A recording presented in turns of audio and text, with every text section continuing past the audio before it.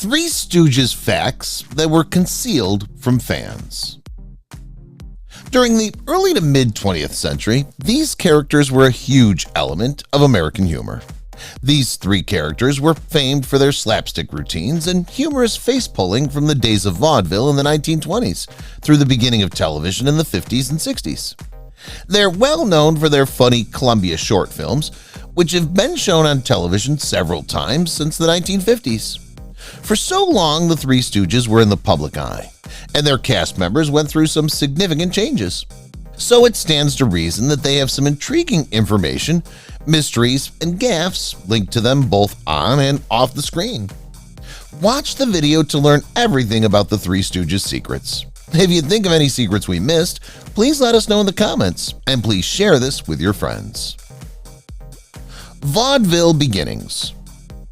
In 1922, the Three Stooges were members of a vaudeville company called Ted Healey and his Stooges. Larry, a violinist, was the second person to join the group after brothers Moe and Shemp. When 20th Century Fox gave the Stooges a studio deal in 1930, it was without group leader Healey. Healey was furious about this and made sure that Fox withdrew the offer by saying that the Stooges were his employees and couldn't leave him. Shemp leaves. With Ted Healey in complete charge of the Stooges during these early years, the trio's business existence was arduous. Healey was an aggressive guy, and even though he had approached Moe as the trio's business manager, the joy was gone for Shemp. Shemp quit the Stooges to pursue a career in comedy filmmaking in Brooklyn. Curly's low profile.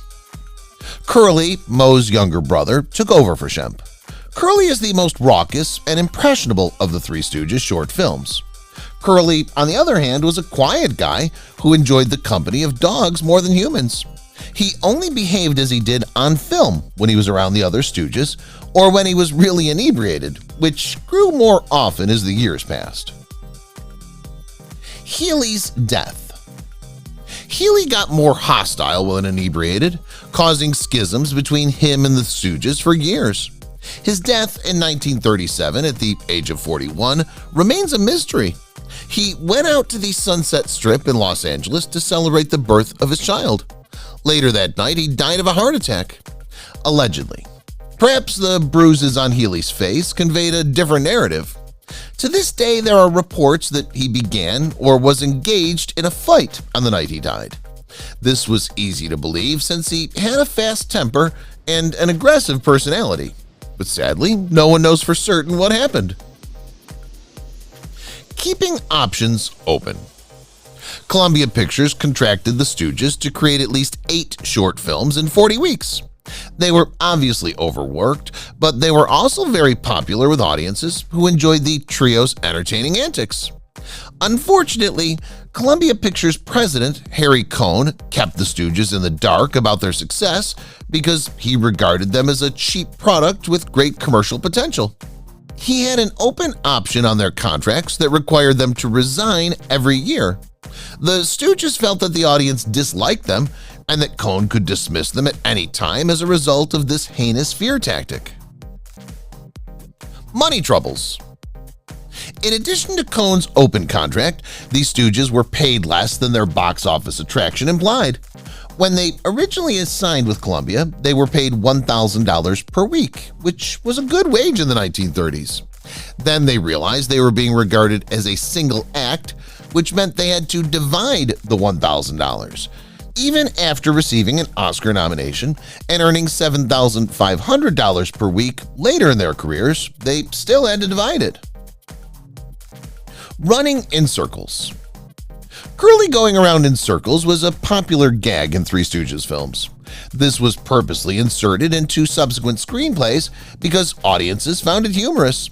However, it began as a total improvisation for whenever Curly missed his lines. Daring stunts. The Three Stooges often included perilous stunts in their films. Most of the time, things were staged for the camera, but not always. Larry, for example, had a fountain pen jammed in the back of his skull during a scenario in which a character played a human dartboard. Ouch! Curly needed stitches in his forehead when another gag went bad, and he was back on stage within hours wearing a wig that hid the bruises. The Three Stooges drew a line in the sand while shooting Three Little Pigskins in 1934. A gang of professional football players was meant to rush them. They refused, and the stunt doubles employed in the scenario were severely hurt, with shattered ribs and broken bones. Curly's Limp. The Stooges made extensive use of physical eccentricities for comic effect. However, one of them was not staged. It was the result of a childhood injury. Curly's limp was an amusing aspect of his persona.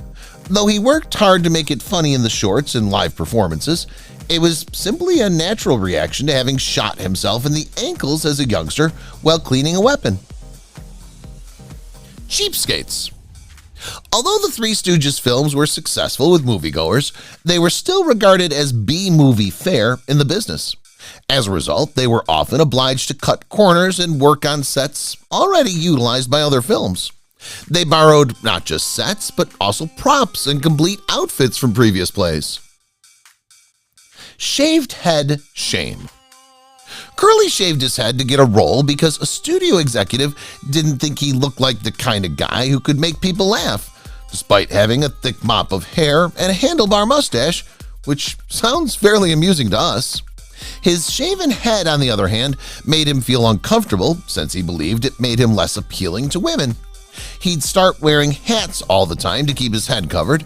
Because of his anxiousness, he drank and ate excessively while on tour, and by the mid-1940s, his weight was causing him major health difficulties.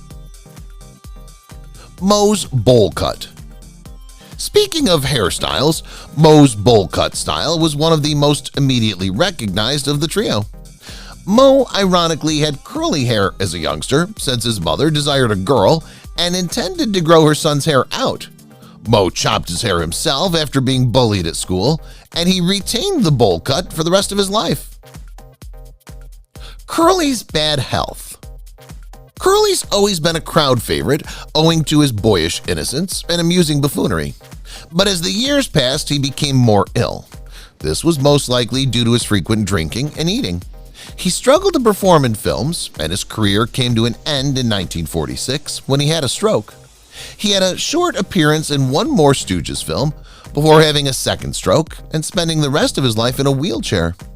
At the age of 48, Jerry Curly Howard was the first of the Stooges to die. Shms' return. Shemp rejoined the Stooges after Curly's first stroke. Before he signed on for these films, Shemp discovered that producers and directors wanted him to play a role akin to Curly's. Curly had gotten the greatest reactions from audiences, but Shemp didn't want to imitate his brother's manner. And when he did attempt, both reviewers and fans found his performance lacking. Shemp died in the midst of production not long after. To provide the idea that Shemp had finished these films, stand-ins were used, and footage of them was spliced with pre-existing video of him. Childhood injury. Larry is often shown as the most musically inclined of the three in short films. His violin-playing abilities were very remarkable, but the true tale of how he acquired these abilities is a bit terrifying. Larry's father was a jeweler who used acid to etch his pieces. Larry, when he was very little, attempted to swallow the acid one day, and his father swatted it out of his hand. Some of the acid found its way onto Larry's arm, corroding the skin and muscle. Larry's father sent him to violin lessons to help strengthen the injured muscles in his son's arm, which appeared to help heal some of the damage.